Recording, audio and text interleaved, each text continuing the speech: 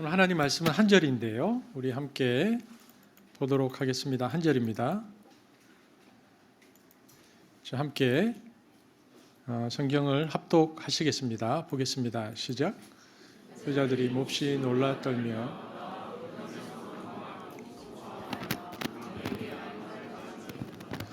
오늘 부활의 증거라는 제목으로 말씀 전하겠습니다. 여러분, 한번 제가 질문해 보겠습니다. 신은 과연 존재합니까? 우리는 예수님을 나의 구주로 영접했는데 보이지 않는 신이 과연 존재하는가의 문제입니다. 신의 존재와 관련해서 신이 존재하지 않는다는 게 무신론이잖아요. 지금부터 한 20년 전부터 새로운 무신론 운동이 시작되었습니다. 지금은 그래서 무신론이 하나의 종교, 새로운 종교 운동이라고 시작할 정도로 세력이 불어났습니다. 그 운동을 이끌고 있는 사람이 영국 옥스퍼드 대학교의 진화생물학자 리차드 도키슨입니다. 그 외에도 서점가에 보면 크리스토퍼 히친스나 샘 해리슨 같은 사람이 중요한 역할을 하고 있습니다. 그래서 단순히 신이 없다, 무신론은 일종의 종교가 되었는데요. 무신론교는 오늘날 세계적으로 급성장하는 교파가 되었습니다. 그리고 그들이 읽는 가장 중요한 경전은 성경 대신 2006년도에 출판된 책 만들어진 신이라는 책이 그들의 경전입니다. 그런데 생각해 보면 20여 년 전부터 활발히 활동하고 있는 이 무신론 운동은요, 전혀 새로운 것이 아닙니다. 이미 400년의 역사를 가지고 있습니다. 여러분, 16세기에 과학의 발달과 종교의 타락으로 또 르네상스와 인문주의를 지나면서 온 세계가 추구한 가치는 하나님을 벗어나자, 인간이 신을 벗어나면 행복해질 수 있다라고 르네상스와 인문주의를 거치면서 생각했습니다. 하나님이 존재하는 한 인간은 자유롭지 못하다고 생각한 거죠. 여러분, 종교라는 게 뭡니까? 하나님의 신의 권위를 뜻합니다. 즉, 종교를 가진다는 것은 신의 권위에 복종하고 또 신에 대한 의존을 뜻합니다. 그래서 하나님의 권위와 하나님에 대한 의존을 물리치는 것이 인간의 자유운동의 최후 목표인 것처럼 16세기에 새로운 운동이 시작되었습니다. 16세기를 지나서 한 200년쯤 지나면요, 18세기가 이르면 소위 말하는 계몽주의 시대, 이성주의 시대가 도래합니다. 그때에 유명한 철학자가 나오죠. 칸트입니다. 칸트의 철학은 이 세상은 이성으로 이루어져 있고 이성으로 분석하고 보아야 한다라는 주장을 했습니다. 칸트는 인간 이성에는 절대적인 진리를 알 수 있는 능력이 있어서 집요하게 따져 묻고 질문하기를 반복하다 보면 절대 진리에 이를 수 있다라고 생각했습니다. 칸트의 뒤를 이어서 19세기 말 20초에 나온 유명한 철학자가 또 한 사람 나오죠. 그가 바로 프레드릭 니체입니다. 니체는 우리가 아는 중요한 말을 했죠. 신은 죽었다. 이 말의 뜻은 기준으로서의 신의 지위는 이제 박탈되었다라는 뜻입니다. 더 이상 신은 기준이 될 수 없고 신의 자리에 인간의 이성이 그 자리를 대신한다라는 것입니다.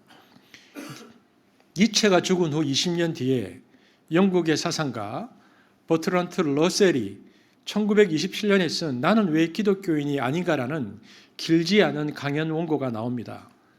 오늘날 새로운 무신론자들이 주장하고 있는 그 모든 주장들이 이 짧은 논문 안에 다 들어 있습니다. 저는 러셀의 이 작은 논문을 대학생 때 읽어보았습니다. 이 논문에서 러셀은 기독교 신앙은 결국 하나님과 영생에 대한 믿음으로 요약할 수 있는데 소위 말하는 교회, 기독교회가 주장해온 하나님이 존재한다고 믿을 수밖에 없는 이유들을 엄밀하게 이성으로 분석해 보면 결국 그것은 다 무너질 수밖에 없는 허구다라고 주장합니다. 버트런트 러셀은 자신이 그리스도인이 아닌 이유 가운데 하나로 예수의 자질 부족, 함량 부족을 얘기합니다. 그는 복음서에 나오는 예수님 가르침 중에서 재림과 지옥에 대한 말씀 그리고 몇몇 사례를 예로 들면서 이런 결론에 이릅니다. 그 논문에 나로서는 예수가 지혜로 보나 도덕성으로 보나 역사에 남은 다른 사람들보다 높은 위치에 있다고 도저히 볼 수 없다. 그런 점에 있어서 석가모니나 소크라테스를 예수 위에 올려놓아야 한다. 그는 그렇게 주장합니다. 또한 러셀은 그리스도가 실제로 살았던 인물인지에 대해서조차도 의문을 던집니다. 여러분, 이 작은 논문을 읽어보면요, 인간의 지성과 논리에 대한 어마어마한 자신감이 느껴집니다. 그는 자신의 분석력을 전적으로 신뢰합니다. 어떤 것이 진리로 입증되려면 자신의 논리적 분석을 통과해야 한다고 생각했던 것이 분명합니다. 왜냐하면 이 논문이 쓰일 당시인 1927년 언제인가 1차 세계대전과 2차 세계대전 중간의 휴지기였습니다. 이때는 인간의 이성에 대한 무한 신뢰가 아직 무너지지 않을 때였습니다. 하지만 두 차례의 세계대전은 신으로부터 인간이 자유할 수 있고 인간의 이성을 신뢰해야 한다는 낙관을 완전한 잿더미로 만듭니다. 특히 2차 세계대전은 역사상 가장 많은 희생자를 낸 치명적인 전쟁이었습니다. 유럽 대륙과 태평양, 아시아 지역 등 세계 전역에 일어난 이 전쟁을 통해서 당시 세계 인구 23억 명 중 3%에 해당되는 6천만 명 이상이 무참하게 죽임을 당했습니다. 그중에는 대량 학살이나 공습으로 민간인도 많이 죽었습니다. 전쟁으로 인한 질병, 기근, 성적 착취, 인체 실험 등 인류 역사상 가장 야만적인 행위가 바로 그때 이루어졌습니다. 여러분, 최고도로 발달된 과학과 기술은 인간을 최대로 파멸하는 결과를 가져왔고요. 인간의 발달된 이성은 인류 역사에서 일찍이 보지 못한 죄악을 초래했습니다. 이렇듯 2차 세계대전은 인간 이성의 한계를 극명하게 드러내고 말았고요. 이로 인해 이성에 대한 신뢰가 완전히 무너져 내리게 되어집니다. 이제 더 이상 인간의 이성이 완전하다라는 신뢰는 없습니다. 우리는 포스트 모던 시대에 살아가고 있습니다. 그런데 이렇게 되다 보니까 신학계에서도 이 영향을 받아서 신앙이 아닌 이성과 과학으로 받아들일 수 있는 예수의 실체가 무엇인가에 연구하기 시작했습니다. 이것을 연구하는 것이 18세기부터 이루어졌는데요. 소위 말하는 예수 전 이야기입니다. 즉 전기로서의 예수를 사람들이 쓰기 시작하는데 그 200년 동안에 역사적 예수를 재발견하려는 학문적 탐구가 시작되었습니다. 한동안 시들시들해졌다가 20여 년 전부터 무신론이 등장할 때부터 현대 신학계의 핫 이슈가 되어서 지금까지 이 글들이 쏟아져 나오고 있는데요. 역사적 예수에 대한 기록을 통해서 그가 무슨 일을 했는지를 살펴보니까 성경 안에 있는 마태, 마가, 누가, 요한복음에 있는 신앙적인 관점에서 쓴 이야기들은 다 빼고 도대체 2000년이 살았던 이 인물이 어떤 사람인가를 사람들이 역사적으로 연구하기 시작했습니다. 역사가들 그리고 신학 연구가들이 다 연구하고 내린 결론이 뭐냐? 다른 건 모르겠고 신앙적 내용은 다 빼고 역사적 인물로서 예수를 보니까 예수는 한마디로 이적 행위자였다. 미라클 메이커였다라고 말합니다. 이것이 공통점입니다. 복음서에 보면 예수가 이적을 행하는데요. 예수의 제자들뿐만 아니라 반대하고 어떻게든 예수를 모함하고 죽이려던 바리새파 사람들조차도 예수의 이적은 인정합니다. 왜냐하면 이적이 계속 일어나니까 이적 자체를 부인하지 못하는 것입니다. 그러므로 일어난 이적 자체를 부인하지 못하니까 해석을 다르게 하죠. 어떻게 해석해요? 마태복음 12장 24절에 그들은 이렇게 해석합니다. 시작. 바리새인들은 듣고 이르되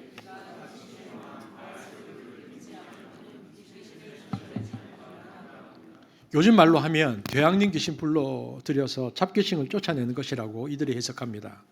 이것은 예수님에 대한 모욕이었습니다.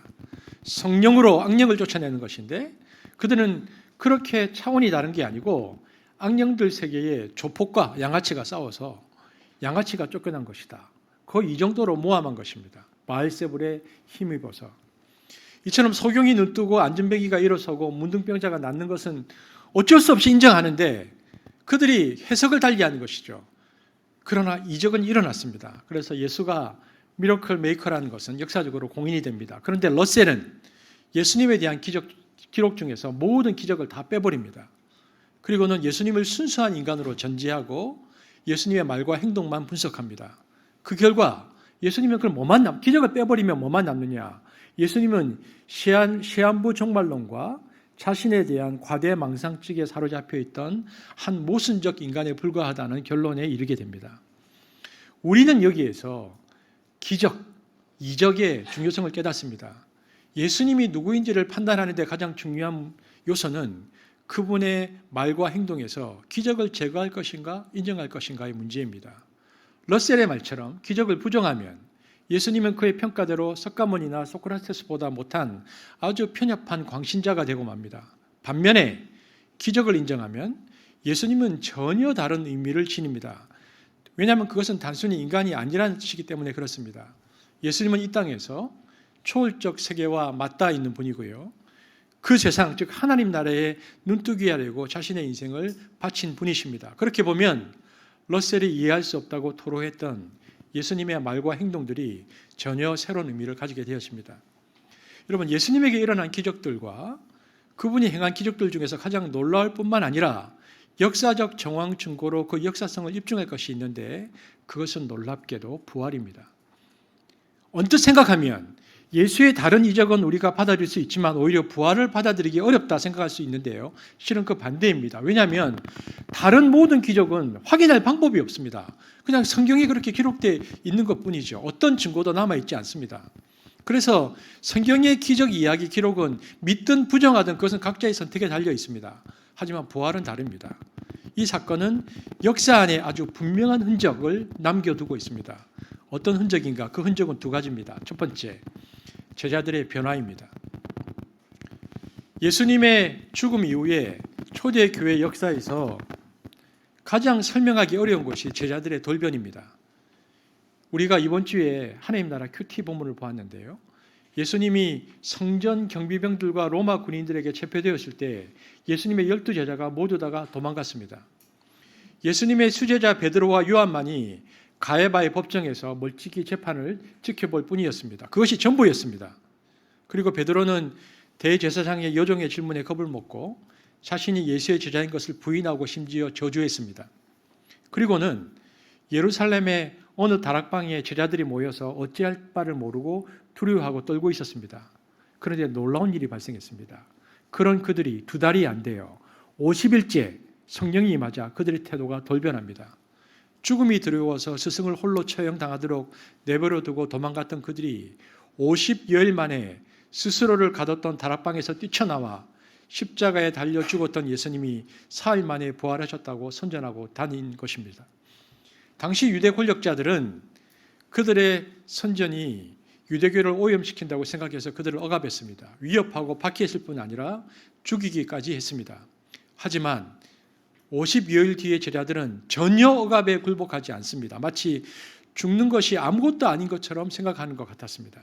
여러분, 마태, 마가, 누가, 요한복음 중에서 가장 먼저 쓰여진 복음서가 어디입니까? 마태, 마가, 누가, 요한복음 중에 네 복음서 중에서 가장 먼저 쓰여진 것 마가복음입니다. 마가복음이 원복음입니다.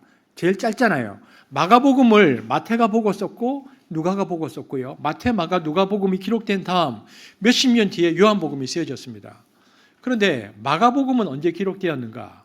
예수님이 AD 30년에 돌아가셨으면 예수님이 돌아가시고 난 다음에 한 25년에서 30년이 지난 다음에 쓰여진 것이 마가복음입니다. 그런데 이때는 예수님이 돌아가시고 나서 25년이나 30년 뒤에는 어떤 일이 있었는가? 예수의 제자들이 굉장히 왕성히 활발하고 사역하고 있을 때였습니다. 예수님이 부활하셨다는 소식을 담대하게 증거하고 있을 때입니다. 그런데 마가복음이에요. 원래는 지금 현재 우리가 보고 있는 마가복음 16장 20절까지 되어 있지만 원래는 오늘 저와 여러분이 읽은 마가복음 16장 8절에서 끝납니다. 여기서 원래 마가복음 원문은 여기서 끝납니다. 읽어보겠습니다. 시작.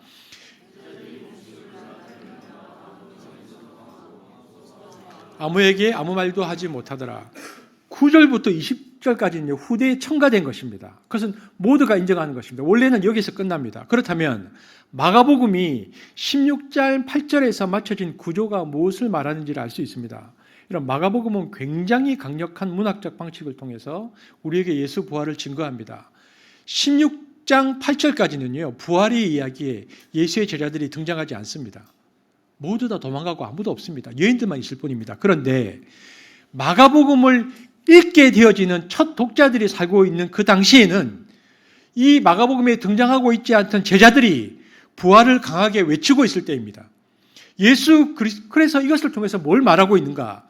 이때는 등장하지 않던 제자들이 우리가 이것을 처음 읽고 있는 이때 제자들이 이토록 강력하게 부활을 외치고 있는 것을 보면 예수 그리스도의 부활이 이 제자들의 변화의 핵심이었다는 것을 말해주고 있는 것입니다.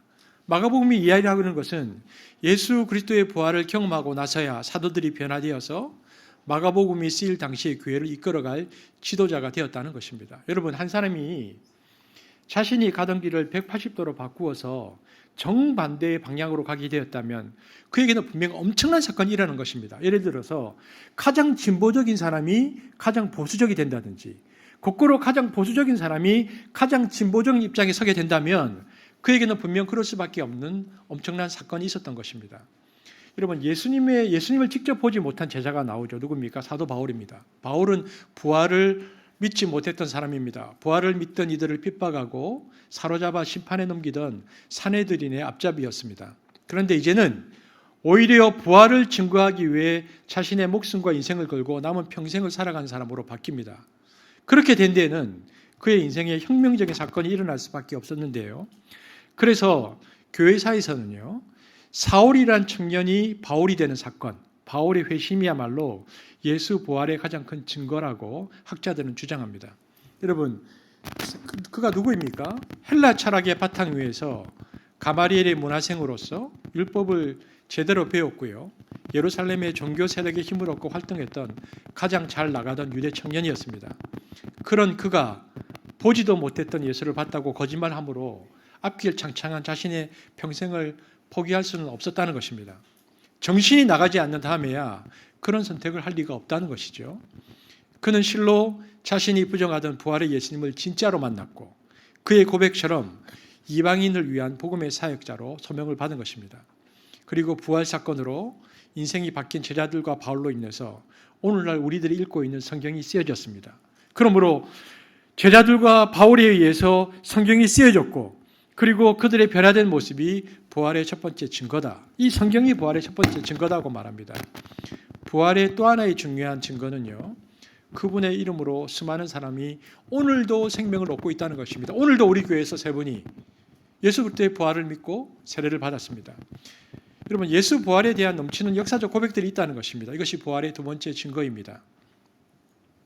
그분이 부활하지 못하셨다면 성경이 증언하는 생명의 역사들은 오늘날까지 그분의 이름으로 일어나지 못할 것입니다. 하지만 지금도 세계 도처에서 수많은 사람들이 그분 안에서 생명을 얻고 있습니다. 여러분, 보통 사람이 죽으면 그와 동시에 그의 말은 효력을 상실합니다. 만약 예수님께서 부활하지 못하셨다면 2000년 전에 지구 반대편에서 죽어버린 인간의 말을 21세기에 사는 우리가 믿어야 할 이유가 없습니다. 그러나 예수님께서는 부활하셨기 때문에 지금도 영원토록 그분의 말씀은 우리를 고치고 살리시는 생명의 말씀이 됩니다. 예수님께서 부활자가 되셨기에 그분의 말씀은 지금도 살아있고 앞으로도 영원히 유효한 말씀이 됩니다. 여러분, 예수님의 제자들과 사도 바울까지는 성경에 나와 있는 사람들이잖아요. 역사 속에서 그 이후에도 부활의 주님을 만난 이들의 이야기를 우리가 잠깐 들어볼 필요가 있습니다. 무신론자였다가 가장 위대한 기독교 변증가가 된 C.S. 루이스라는 분이 있습니다. C.S. 루이스가 이렇게 말합니다. 예수님의 최대 업적은 부활의 메시지를 선포하신 것뿐만 아니라 그 선포하신 메시지대로 다시 살아나신 것입니다. 여기에 그분의 위대함이 있습니다. 그러나 이보다 더 위대한 것이 있습니다. 예수님은 당신 자신만 부활한 것이 아니라 당신을 믿는 자들도 그 부활에 동참하게 하셨다는 사실입니다. 그분은 약속하셨습니다. 나를 믿는 자는 죽어도 살겠고 무릇 살아서 나를 믿는 자는 영원히 죽지 아니하리라. 미국의 장군이자 위대한 작가인 루 윌리스는 예수님의 부활을 의심했습니다. 그래서 기독교인의 부활 신앙을 적대하는 논문을 쓰려고 자료를 수집합니다. 그러다가 오히려 예수님의 부활에 대한 증거 앞에서 믿음을 고백하며 나온 작품이 벤 허라는 유명한 작품입니다. 여러분, 1945년 4월 9일 본 해퍼는 조국 독일에서 포악한 히틀러의 정권에 맞서 자유와 평화를 외치다가 게슈타포에 체포됩니다. 그리고 2년 후에 프로센부르크 강제수용소에서 처형당합니다. 그는 동료 죄수들과 마지막 예배를 드리면서 이렇게 동료 죄수들을 격려하고 하나님께 불림을 받았습니다. 부활의 주님을 믿는 사람에게는 광명과 소망의 세계가 있습니다. 결코 낙심하지 마십시오. 그리고 사형장으로 끌려가면서 그는 고개를 돌려 말합니다. 이것이 마지막입니다. 그러나 이것이 또한 새로운 생명의 시작입니다. 현대신학자 칼 바르트는 이렇게 말했습니다. 부활절과 성탄절의 설교는 짧으면 짧을수록 좋다. 왜냐하면 이는 설명할 필요 없는 역사적 사실이기 때문이다. 제가 좀 이 부분에 찔렸습니다. 한국에서는 청년기, 장년기 시절 이어령 교수님이 허무주의자였습니다. 이분이 그 이어령 교수님 책을 읽어보면 이분이 얼마나 니체와 사르트르를 많이 설파했는지 흙 속에 저 바람 속에라는 스피치를 보면요. 그의 생각이 묻어납니다. 여러분 허무주의를 추구하는 사람들은 삶의 본질이 허무라고 말합니다. 그것을 피하지 말고 직시해야 되고 그것을 받아들여야 된다고 이야기합니다. 저는 허무주의에 빠졌었던 완전히 심취되었었던 지금은 나이가 들어서 한 청년의 얘기를 들었습니다. 그분이 그런 얘기를 하더라고요. 자기가 자살을 할 건데 허무주의에 심취됐을 때 옥상에서 떨어지는데 옥상에서 떨어질 때 마지막 자기가 바닥에 자기 몸이 떨어질 때까지 눈을 부릅뜨며 죽을 것이다. 허무주의에 심취된 한 청년의 이야기였습니다. 그런데 저는 이어령 선생님에 대해서 상당히 생각할 부분이 많다고 생각합니다. 그렇게 허무주의자였던 그분이 마지막에 자신의 딸을 통해서 예수님을 소개받습니다. 그리고 좀처럼 읽지 않았던 복음서를 읽습니다. 그러면서 자신이 생각했던 예수가 아니라 성경에서 말하는 예수를 다시 보고 사도들이 증언한 예수에 대해서 집중하면서 예수가 인생의 답을 가지신 분이라는 것을 알게 됩니다. 왜냐하면 죽음 앞에서 느끼는 허무와 절망감을 극복하는 유일한 길이, 왜냐하면 왜 마지막에 눈을 부릅뜨고 그렇게 떨어지려고 했냐면 죽음이 인간을 그토록 허무하게 만든다면 나는 죽음에 굴복하지 않을 것이다. 마지막까지 눈을 부릅뜨겠다는 것이거든요. 죽음 앞에서 느끼는 허무와 절망감을 극복하는 유일한 길이 하나님이 보내신 메시아가 예수라는 것을 깨닫게 됩니다. 왜? 그분이 이미 죽음을 경험하고 죽음의 강을 건넜다가 다시 돌아오신 분이기 때문에, 부활하신 분이기 때문에 그분을 믿을 수 있다고 말한 것입니다. 그러니까 온 인류가 부딪히고 있는 죽음과 허무에 관한 문제를 이분이 열쇠를 가지고 계신다는 것을 이어령 선생님은 받아들입니다. 이분이 그래서 허무의 끝에서 자신의 생각과 가치관의 변화를 쓴 책이 지성에서 영성으로라는 책입니다. 돌아가실 때도요, 그분의 마지막 이야기가 나왔습니다. 마지막 눈물이라고 책에 나왔습니다. 그 마지막 눈물책을 읽어보면 이분은 죽음 자체에 대한 두려움이 예수님에 대한 믿음 때문에 없어졌구나 하는 것을 알게 되었습니다. 이제는 죽음조차도 호기심의 대상으로 여겼구나. 지적 호기심의 대상으로 죽음을 바라본다는 것을 그 책을 통해서 알 수 있습니다. 그래서 죽음을 관찰하다가 돌아가셨습니다. 그래서 마지막까지 자신이 죽어가는 과정을 객관화하여 지켜보면서 살피다가 돌아가시는데요. 돌아가신 다음 예수님 만나서 아주 좋으셨을 거라고 저는 생각합니다. 하나님의 부르심을 받은 이어령 선생의 글이 또 한 권이 얼마 전에 나왔죠. 당신 크리스찬 맞아? 라는 책입니다. 7가지 질문을 던지고 있는데 이 책의 결론으로 뭘 말하고 있느냐. 단 하나의 기적이 있다면 그것은 영원한 삶을 믿는 것입니다. 이처럼 역사 속에는 예수님의 부활에 관한 허다한 증인들이 있었습니다. 예수님은 분명하고 확실하게 죽은 가운데서 다시 살아나셨다는 것입니다. 수많은 증인들이 보았고 그 증거는 너무나 많습니다. 그래서 히브리서 12장 1절에 이렇게 말합니다. 함께 읽겠습니다. 시작. 이러므로 우리에게 구름같이 둘러싼 허다한 증인들이 있으니 히브리서 기자의 확신에 찬 선포처럼 그야말로 구름같이 둘러싼 허다한 증인들이 자신들의 양심과 지성과 경험을 보면 절대로 죽은 자가 다시 살아날 수 없음에도 불구하고 예수 그리스도께서 살아나셨다는 것을 확실한 신앙 고백으로 내뱉고 있습니다. 그런데 예수의 부활이 있은 후에 괄목할 만한 역사적 사건이 생겼습니다. 교회가 생겨납니다. 예수가 부활하기 전까지는 교회가 없었습니다.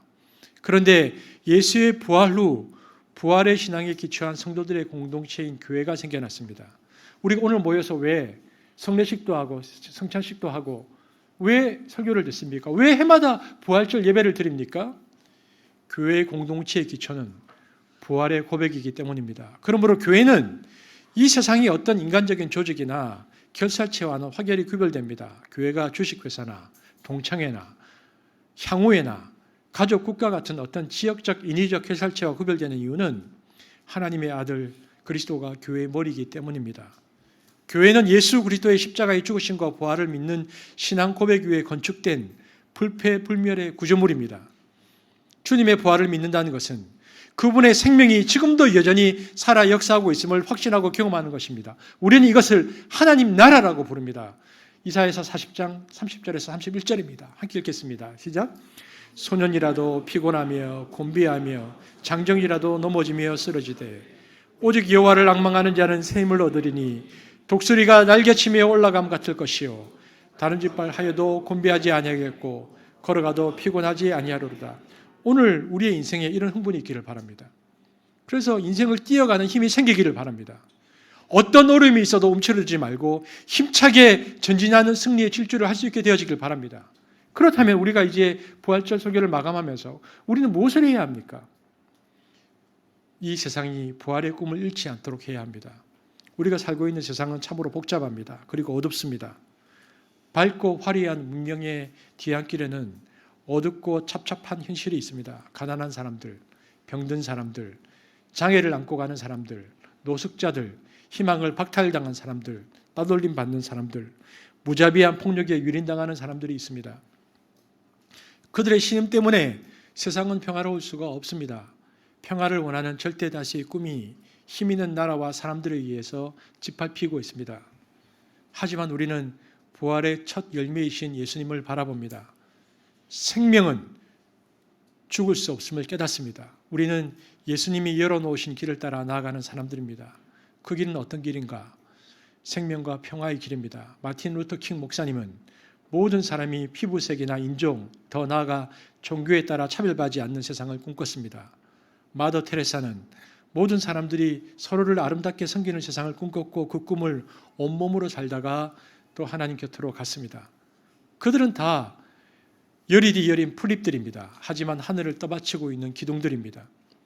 우리들의 가슴 속에 인것불처럼 타오르는 새하늘과 새 땅에 대한 꿈이 있다면, 그리고 그 꿈이 우리의 삶을 통해 조금씩 구현된다면 하나님은 영광 받으실 것입니다. 가장 약한 풀잎이 하늘을 받치는 기둥인 것처럼 우리는 약할지라도 하나님은 우리를 통해 세상을 아름답게 바꾸어 가실 것입니다. 이 부활의 꿈에 쓰임받는 한습이 되어지기를 주의 이름으로 축복합니다. 하나님 감사합니다. 부활절 우리가 하나님께 신앙의 고백을 드리며 부활의 소망을 이 땅 가운데 전하는 공동체가 되기를 원합니다. 특별히 오늘 이곳에 입교와 세례를 받고 첫 성찬에 참여한 우리 사랑하는 형제 자매들을 기억하여 주옵소서. 그들의 삶이 그리스도와 함께 이제 그리스도를 증거하는 삶이 되게 하시며 이 공동체가 한수 공동체가 부활의 증인으로서 살아갈 수 있도록 우리를 사용하여 주옵소서. 감사를 드리며 예수님 이름으로 기도합니다. 아멘.